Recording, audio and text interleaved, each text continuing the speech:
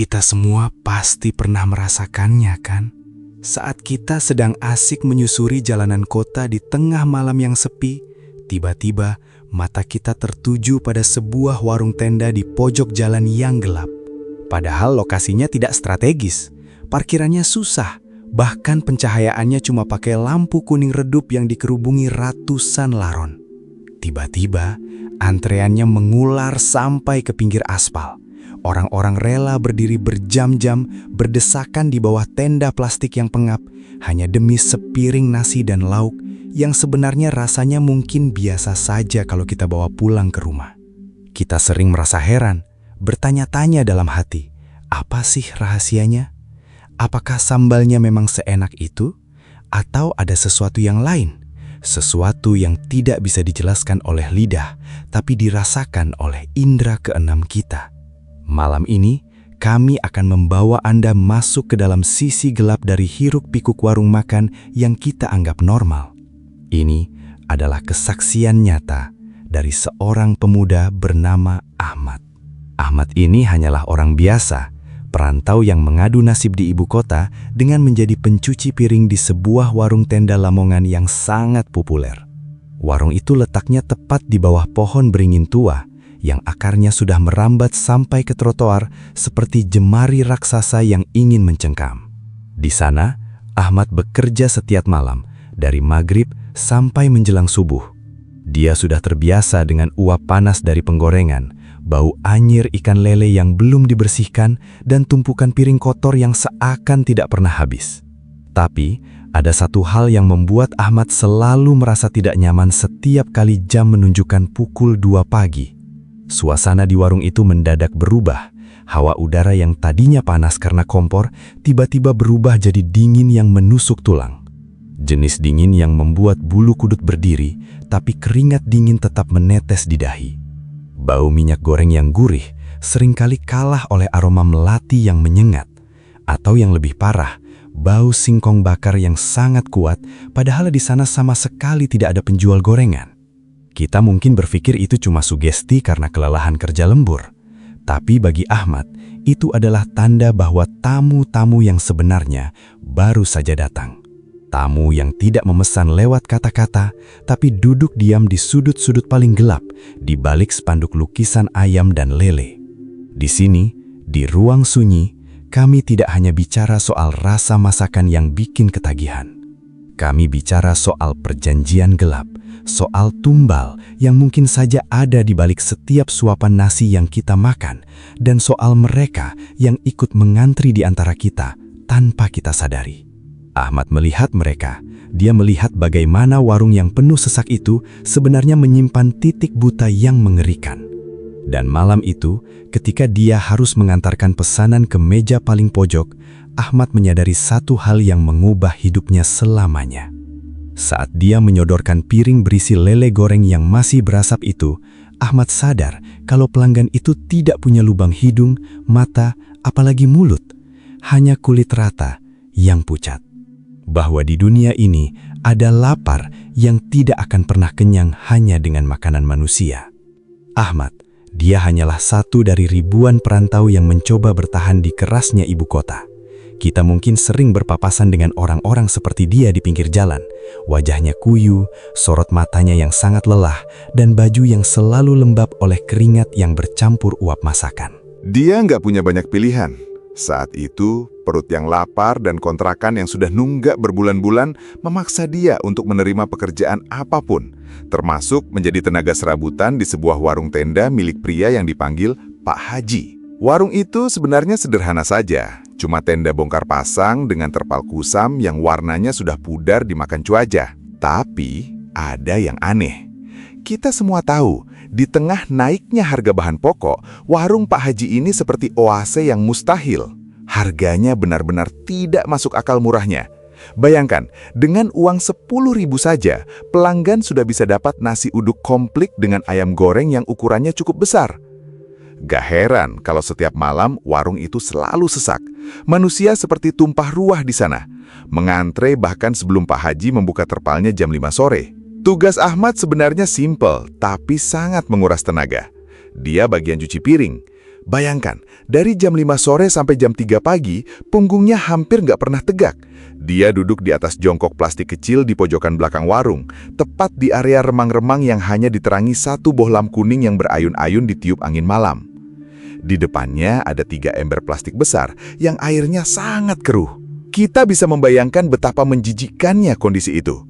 Bau sisa lemak ayam, amis darah, dan sabun colek murahan bercampur jadi satu, menusuk-nusuk hidung Ahmad setiap detik. Air di ember itu jarang sekali diganti.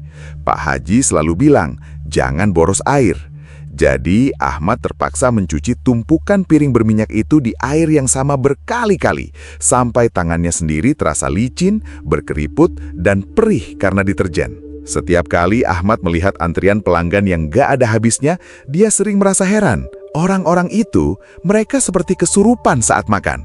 Mereka makan dengan lahap, nyaris rakus, seolah-olah nasi uduk di depan mereka adalah hidangan paling mewah di dunia. Padahal Ahmad tahu betul bagaimana kondisi di dapur belakang. Dia tahu piring-piring itu hanya dicelup sekilas ke air keruh yang sudah berbusa coklat. Tapi anehnya, tak pernah ada satupun pelanggan yang komplain atau merasa jijik.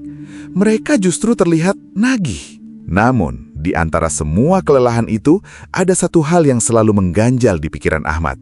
Sebuah aturan yang ditekankan Pak Haji sejak hari pertama dia bekerja. Aturannya terdengar sepele, tapi disampaikan dengan nada yang sangat mengancam. Pak Haji pernah bilang sambil menatap tajam ke arah Ahmad dengan mata yang sedikit kemerahan. "Mat, kamu boleh buang sampah apa saja ke tong. Tapi ingat, air bekas cucian piring di ember ini jangan pernah sekali-kali kamu buang ke selokan sebelum jam 12 malam lewat. Tunggu sampai lonceng jam di tiang itu bunyi 12 kali, baru kamu boleh tumpahkan." Ahmad sempat bertanya kenapa, tapi Pak Haji langsung membentaknya.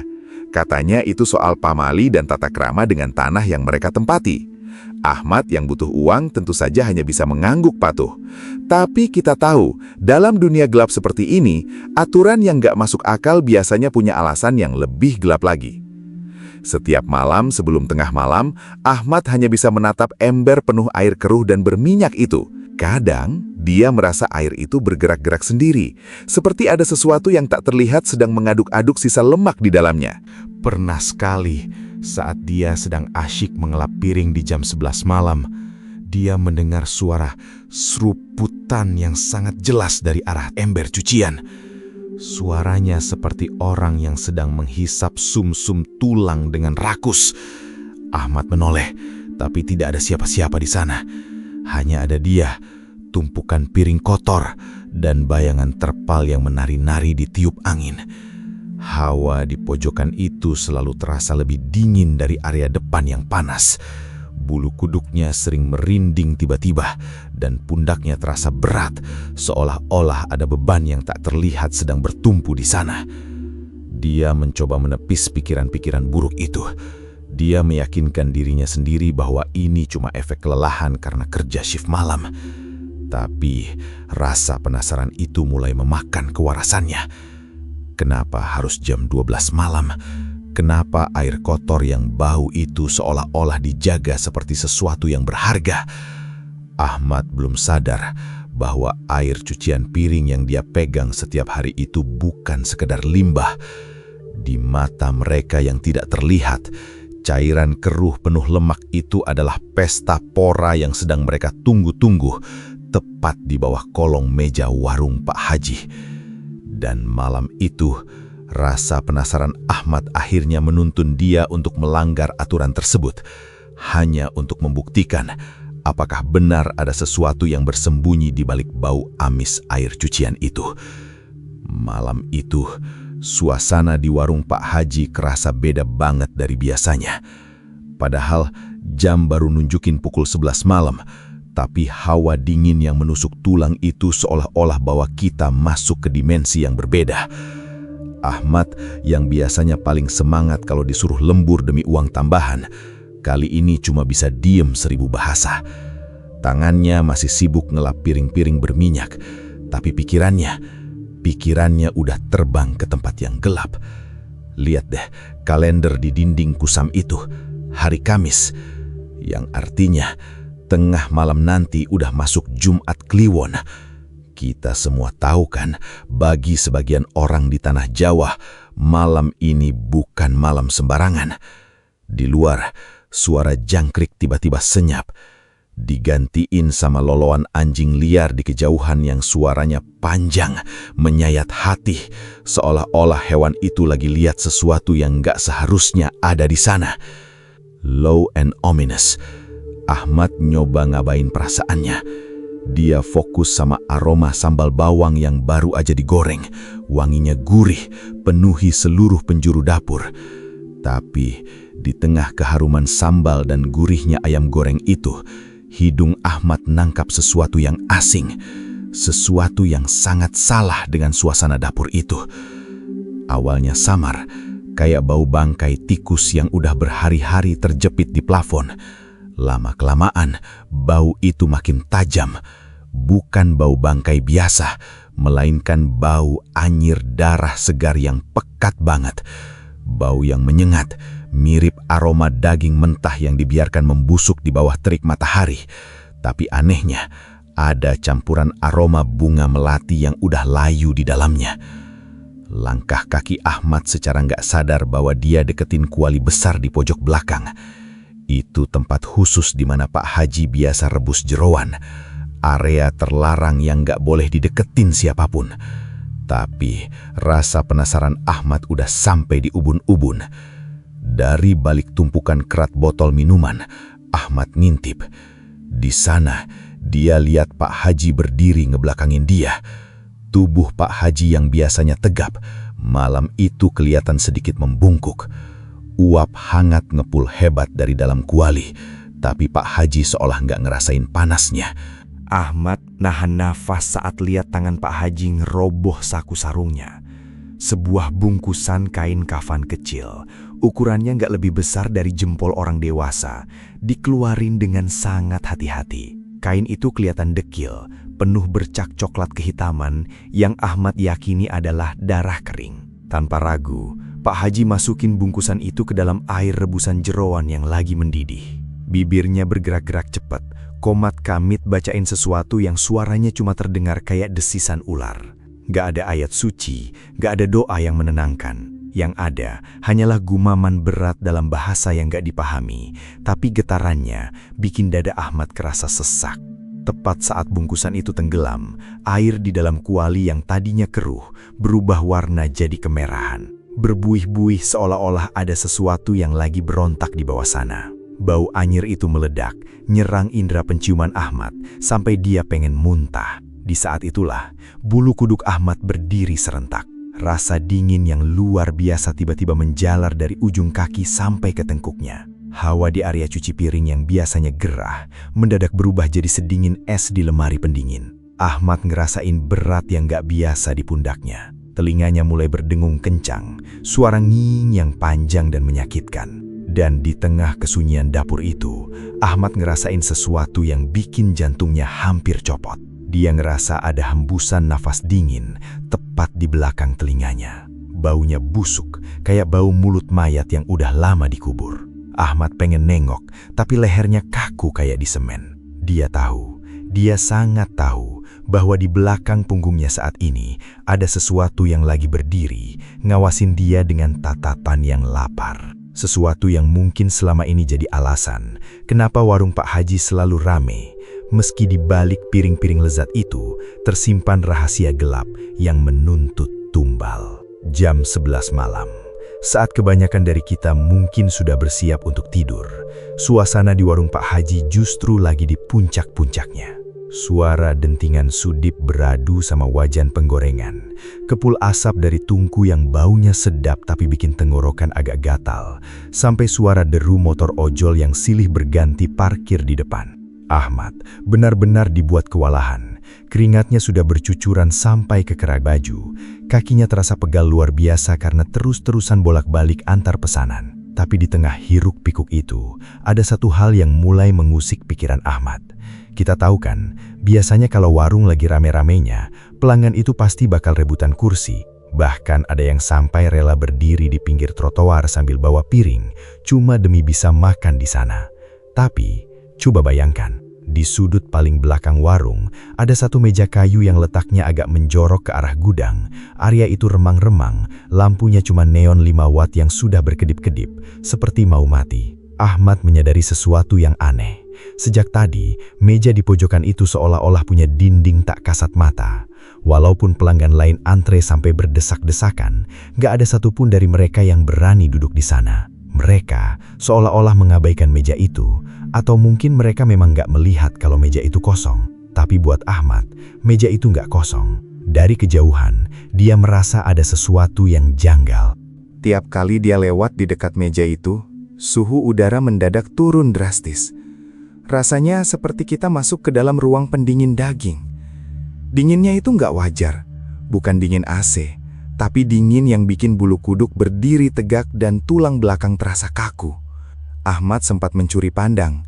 Di atas meja itu, dia melihat ada 2 piring nasi uduk lengkap dengan lauknya, tapi posisinya berantakan. Nasi yang ada di piring itu terlihat seperti diaduk-aduk dengan kasar. Tapi anehnya, volume nasinya nggak berkurang. Justru warna nasinya berubah jadi kusam, pucat, seolah-olah sari-sarinya sudah dihisap habis.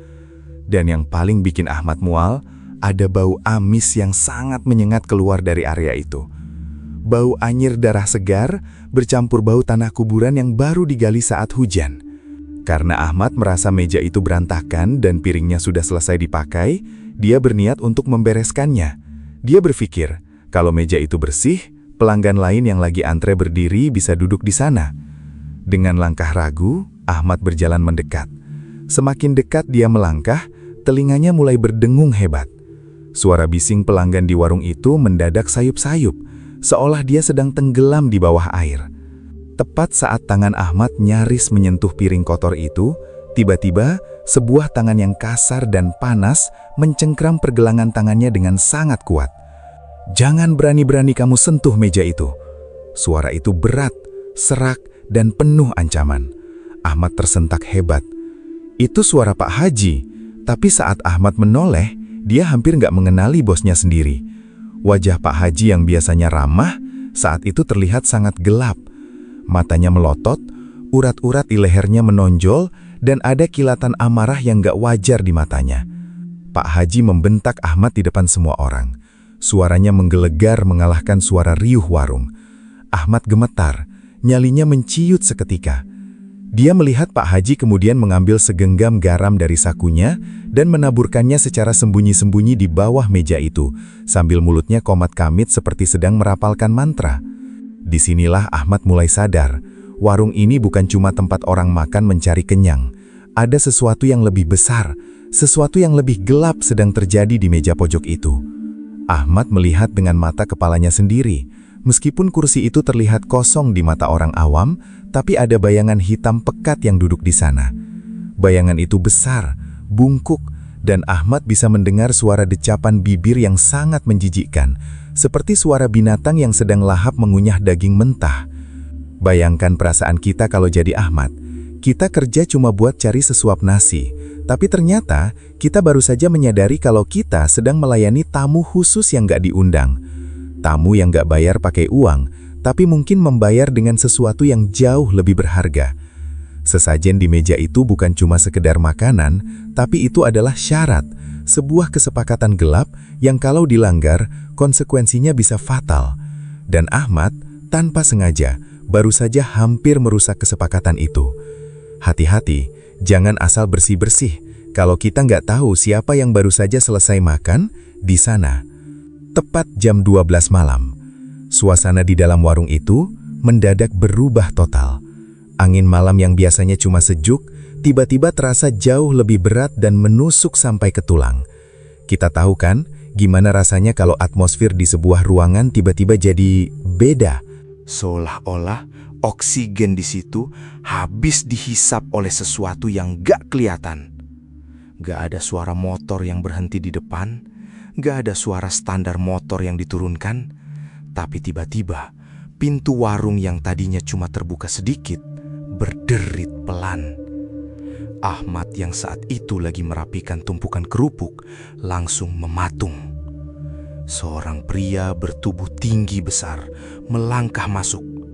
Dia pakai jaket ojol yang warnanya sudah kusam, hampir abu-abu karena debu dan saking seringnya kena panas hujan. Yang bikin Ahmad merinding, pria ini nggak melepas helm full face-nya. Kaca helmnya hitam pekat, gelap banget, sampai Ahmad nggak bisa melihat ada mata atau enggak di baliknya. Pria itu nggak bicara sepatah kata pun. Dia langsung berjalan lurus, langkah kakinya terdengar berat, dan langsung duduk di meja pojok yang paling gelap. Meja yang tadi sudah dipasangi sesajen tersembunyi oleh si pemilik warung. Ahmad ingat pesan bosnya, jangan pernah menatap wajah tamu ini, jangan banyak tanya. Dengan tangan yang mulai gemetar, Ahmad mengambil piring. Dia menyendok nasi putih yang masih mengepul, lalu menuangkan potongan jeroan yang kuahnya kental dan berwarna merah gelap. Baunya amis, bercampur aroma rempah yang sangat tajam. Kita bisa bayangkan gimana rasanya Ahmad saat itu. Dia sendirian di depan, sementara bosnya entah sembunyi di mana, di dapur belakang. Ahmad berjalan pelan mendekati meja pojok itu. Semakin dekat dia melangkah, indera penciumannya mulai menangkap sesuatu yang gak wajar. Ini bukan bau makanan. Di sela-sela uap nasi panas itu, menusuk sebuah aroma yang sangat kita kenal kalau kita lagi ada di rumah duka atau pemakaman. Bau kapur barus. Bau yang sangat menyengat, sangat kuat, sampai-sampai membuat mata Ahmad terasa perih. Saat Ahmad meletakkan piring itu di depan si pria berhelm itu, nafasnya seolah tertahan di tenggorokan. Jantungnya berdegup kencang, suaranya sampai terdengar di telinganya sendiri. Dan di saat itulah sebuah ketidaksengajaan yang fatal terjadi. Karena tangannya terlalu gemetar, piring itu sedikit bergeser. Secara refleks, Ahmad mencoba menahan piringnya, dan di detik yang sama, jari-jari Ahmad bersentuhan dengan punggung tangan pria misterius itu.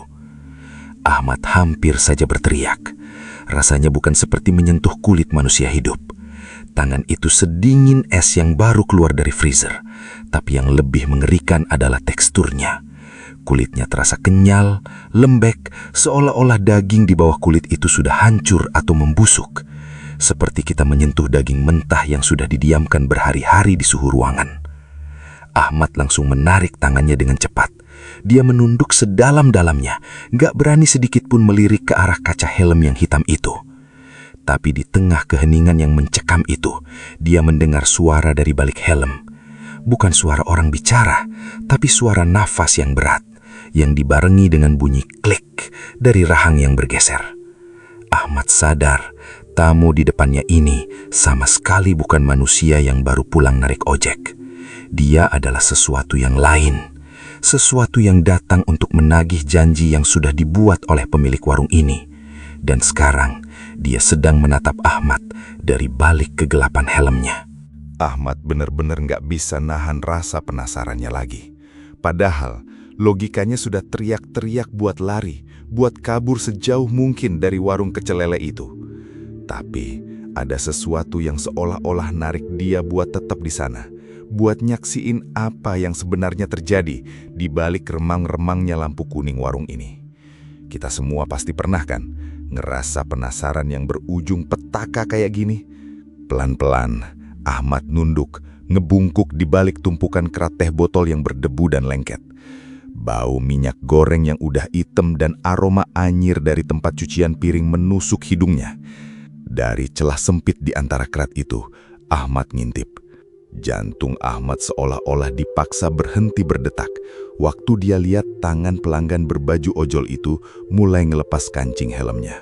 Bunyi klik dari pengait helm itu kedengeran nyaring banget di tengah keheningan malam yang mencekam. Pas helm itu diangkat, Ahmad hampir aja teriak kalau dia nggak buru-buru nutup mulutnya pakai kedua tangannya. Di balik kaca helm yang hitam itu, nggak ada wajah, nggak ada mata yang menatap balik, nggak ada hidung, nggak ada alis. Cuma ada permukaan kulit yang rata, pucat, dan kenceng banget kayak plastik yang dipanasin.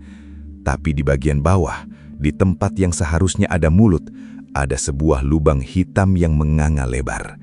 Dari lubang itu, keluar lendir berwarna hitam pekat yang kental, menetes pelan ke piring nasi uduk yang ada di depannya. Baunya, jangan ditanya. Ahmad bisa ngerasain bau busuk yang mendadak memenuhi ruangan. Bau yang lebih parah dari bangkai tikus yang sudah membusuk berhari-hari. Sosok tanpa wajah itu mulai makan. Tapi cara dia makan sama sekali nggak lazim. Dia cuma mendekatkan lubang di wajahnya itu ke arah makanan. Ahmad ngeliat dengan mata kepalanya sendiri. Nasi dan potongan ayam di piring itu pelan-pelan jadi layu. Warnanya berubah jadi pucat pasi, kayak semua saripatinya dihisap habis masuk ke dalam lubang hitam itu. Bunyi seruputan yang basah dan menjijikkan memenuhi udara, dibarengi sama suara tulang yang remuk. Padahal sosok itu nggak terlihat mengunyah. Tapi yang bikin Ahmad bener-bener lemes sampai keringat dinginnya segede jagung adalah saat dia nggak sengaja ngeliat ke bawah, ke arah lantai tanah warung itu. Di bawah sinar neon yang berkedip-kedip mau mati, bayangan sosok ojol itu nggak berbentuk manusia. Di tanah, bayangan itu memperlihatkan sosok makhluk yang bungkuk banget, dengan punggung yang penuh benjolan mengerikan. Dan yang paling bikin merinding, bayangan itu punya lidah yang menjuntai sangat panjang. Panjangnya sampai nyentuh lantai dan bergerak-gerak liar kayak cacing yang kepanasan. Kita bayangkan posisi Ahmad saat itu.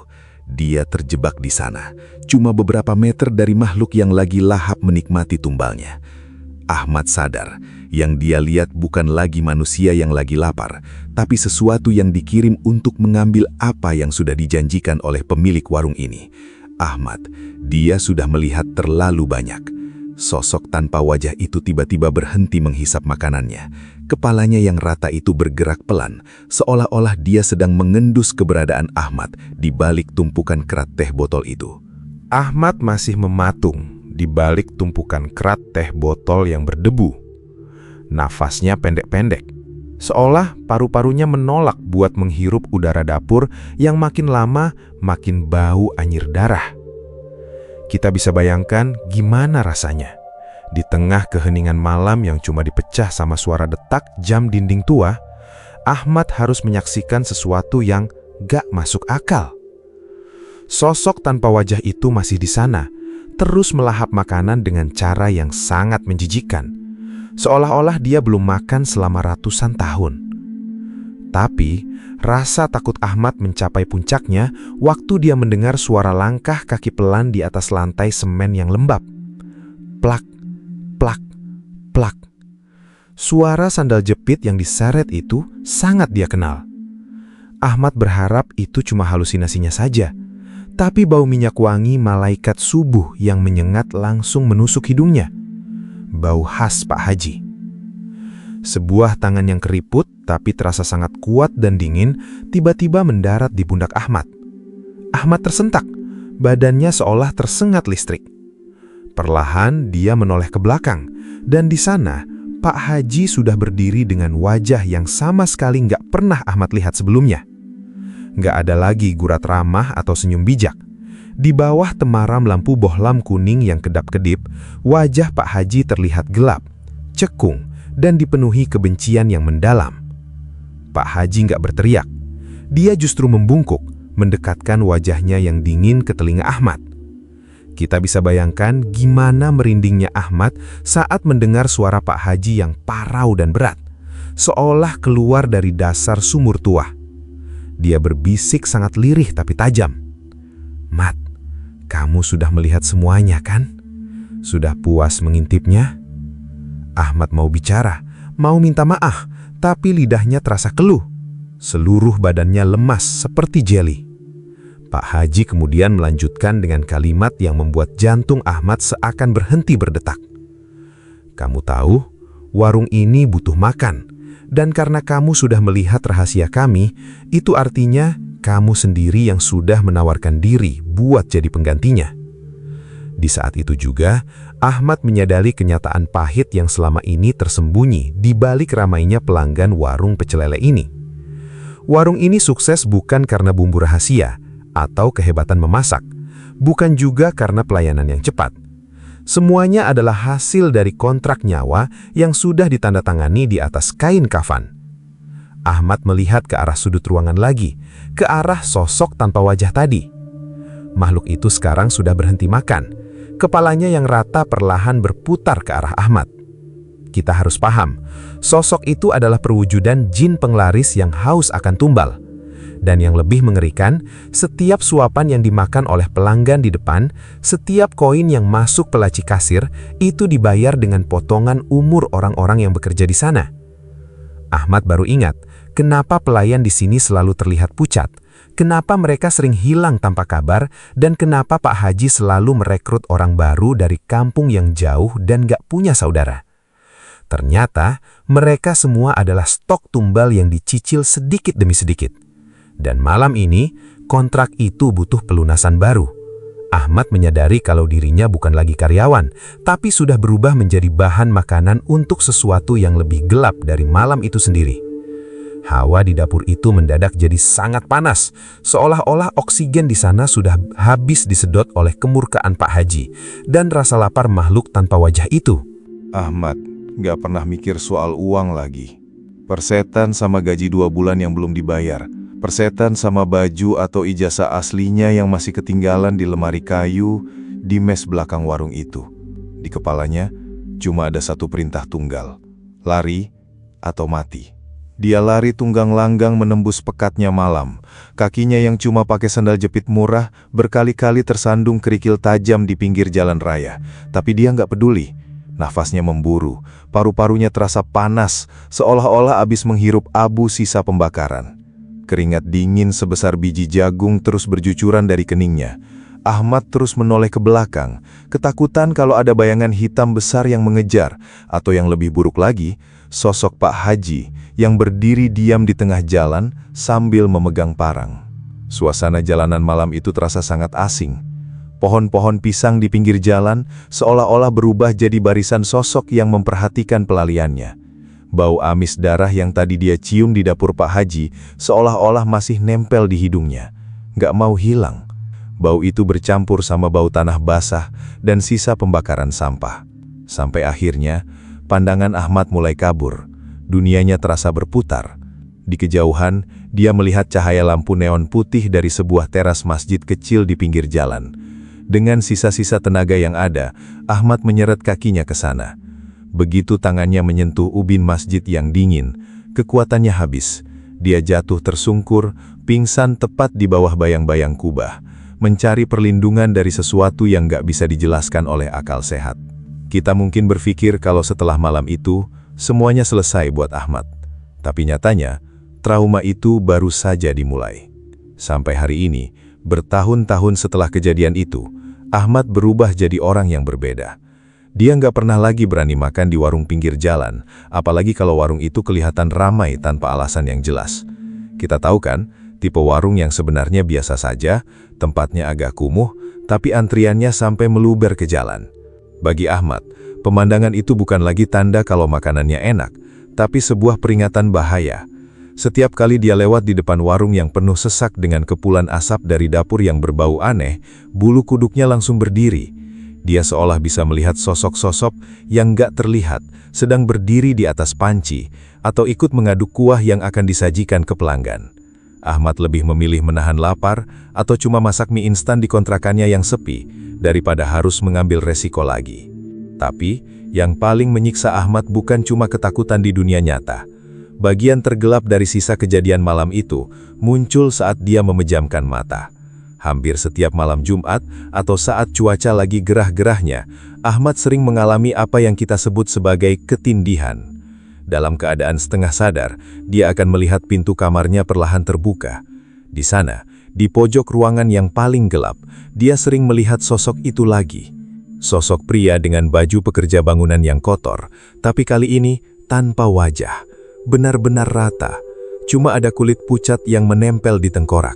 Sosok itu cuma duduk di sana, menyodorkan piring melamin kosongnya ke arah Ahmad, seolah-olah sedang menagih janji, seolah-olah sedang menunggu gilirannya untuk makan. Ahmad cuma bisa menangis dalam diam. Mulutnya terkunci, badannya kaku nggak bisa digerakkan. Ya tahu, meski dia sudah lari sejauh mungkin, sesuatu dari warung itu sudah menandai jiwanya. Dan dia nggak pernah tahu kapan gilirannya yang akan benar-benar disajikan di atas piring kosong itu untuk memuaskan rasa lapar yang gak akan pernah habis. Cerita yang dialami Ahmad tadi sebenarnya bukan cuma sekedar dongeng pengantar tidur atau cerita isapan jempol belaka. Apa yang dia alami adalah sebuah peringatan keras buat kita semua. Kita hidup di zaman yang serba cepat, serba instan, di mana tekanan ekonomi seringkali bikin orang kehilangan akal sehat. Di balik gemerlap lampu kota dan deru mesin motor ojol yang gak berhenti cari orderan sampai subuh, ada sisi gelap yang terus mengintai di gang-gang sempit, di balik dinding kontrakan petak yang lembab, dan di dapur-dapur warung yang gak pernah boleh dimasuki orang asing. Kita harus mulai lebih peka sama lingkungan sekitar. Pernah nggak kita mampir ke sebuah warung tenda di pinggir jalan yang ramenya luar biasa, tapi pas kita makan rasanya sebenarnya biasa-biasa saja?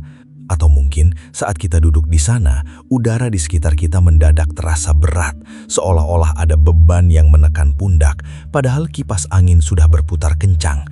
Itu bukan cuma karena gerah atau asap masakan, itu adalah energi yang gak selaras, sebuah tanda kalau ada sesuatu yang hadir untuk memastikan setiap kursi di sana selalu terisi.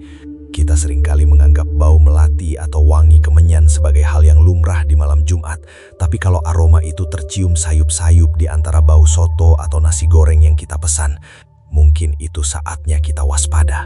Karena dalam dunia hitam pesugihan dan penglaris, gak ada yang benar-benar gratis. Setiap rupiah yang masuk ke laci pedagang nakal itu selalu ada tumbal atau energi yang dikorbankan. Dan kadang, tanpa kita sadari, kitalah yang sedang menyetorkan energi itu melalui setiap suapan yang kita telan. Dunia ini gak sesederhana yang kita lihat. Di balik kesuksesan yang datang dalam semalam, seringkali ada perjanjian berdarah di bawah pohon beringin tua atau di makam-makam keramat yang gak pernah tersentuh cahaya matahari. Ahmad mungkin berhasil lari malam itu, tapi bayangan piring kosong dan sosok tanpa wajah itu akan selalu mengikuti kemanapun dia pergi. Ini jadi pengingat buat kita, kalau rasa lapar dan keinginan kita buat mencicipi makanan enak jangan sampai bikin kita buta. Lebih baik makan di warung sederhana yang tenang daripada kenyang di tempat yang penuh dengan pemandangan mengerikan di dimensi lain. Sekarang, coba kita ingat-ingat lagi. Di dekat rumah kita, atau mungkin di jalur yang biasa kita lewati saat pulang kerja lembur tengah malam, ada nggak warung yang menurut kita sangat mencurigakan? Warung yang kalau dilihat secara logika nggak mungkin seramai itu, tapi kenyataannya orang-orang antre seperti terhipnotis. Atau mungkin kita pernah punya pengalaman horor serupa saat makan di sebuah tempat yang suasananya mendadak berubah jadi mencekam. Coba ceritakan di kolom komentar. Kita butuh saling mengingatkan, supaya nggak ada lagi dari kita yang terjebak dalam lingkaran pesugihan yang haus akan nyawa ini. Karena di ruang sunyi ini, kita nggak cuma bicara soal hantu, tapi kita bicara soal kenyataan pahit yang ada di sekitar kita. Tetaplah waspada, karena terkadang apa yang kita makan bisa jadi adalah undangan terakhir bagi mereka yang sudah lama menunggu di balik bayang-bayang.